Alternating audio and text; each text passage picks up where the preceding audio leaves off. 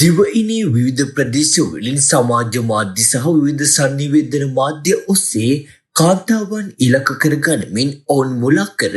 ලිංගික අතවරයන්ට ලක් කිරීම සහ දේපොළ ලබා ගැනීමේ සිදුවීම් පසුගිය කාල සීමාව තුළදී වාර්තා වී ඇති බැවින්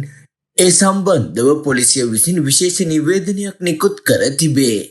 එහි සඳහන්ව ඇත්තේ විවිධ ආහාර වර්ග හා බිම වර්ග පානය කිරීමට සලස්වා මත් කිරීම හා සිහිසුන් කිරීම ආදී ක්‍රියාමකින් කාන්තාවන් අතවරයට පත් කිරීම සහ